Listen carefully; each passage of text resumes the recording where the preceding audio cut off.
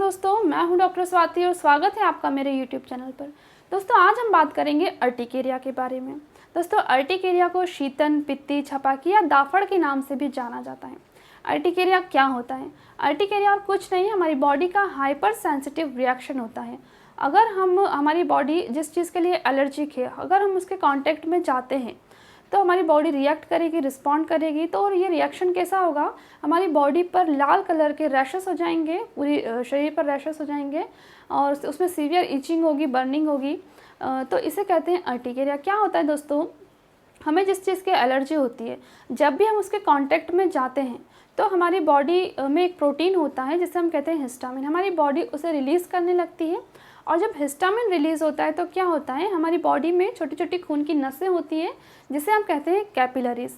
ये जो कैपिलरीज होती है ये एक लिक्विड निकालना शुरू कर देती है, एक तरल पदार्थ निकालना शुरू कर देती है और ये लिक्विड हमारी बॉडी पर जाकर सरफेस पर डिपॉजिट हो जाता है, हमारी स्किन में जम जाता है और एक रैशेस का फॉर्म बना लेता है जो कि पूरे शरीर पर फैल जाता है।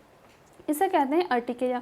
इसमें सीवियर इचिंग होती है, बर्निंग होती है, ऐसा लगता है कुछ हीट प्रोड्यूस हो रही है उस बम्पी स्ट्रक्चर में से। इस तरह के सिम्टम्स में आते हैं। दोस्तों, अगर ये कंडीशन एक्यूट है, अगर 6 से 12 घंटे में या 24 घंटे में ये अपने आप ठीक हो जाती है, लेकिन 5 से 10% लोगों को महीने भर या 1 महीने, 2 महीने, 6 महीने, साल भर लगातार ये चीज़ बनी रहती है तो इसे कहते हैं हम क्रॉनिक अर्टिकेरिया। ये क्रॉनिक कंडीशन बन जाती है। फिर दोस्तों, हम बात करेंगे कि ये होता क्यों है।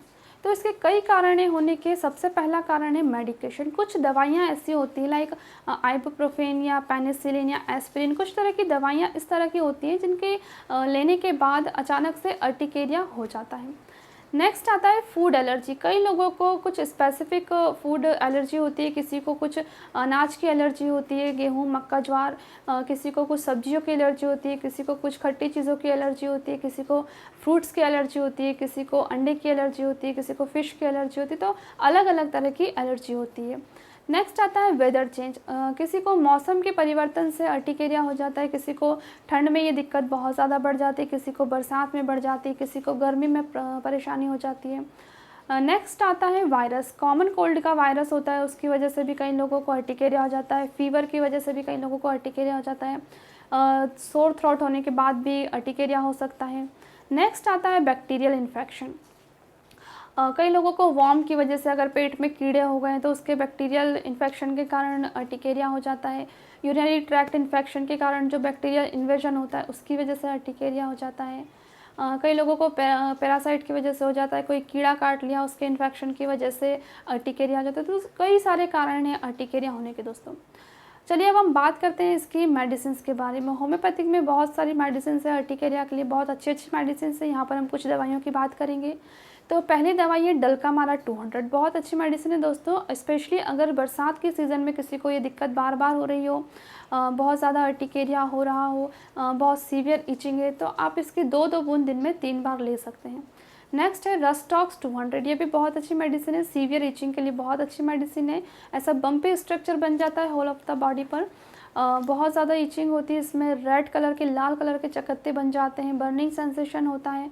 तो रस्टॉक्स 200 की 2-2 बूंद आपको दिन में 3 बार लेना है।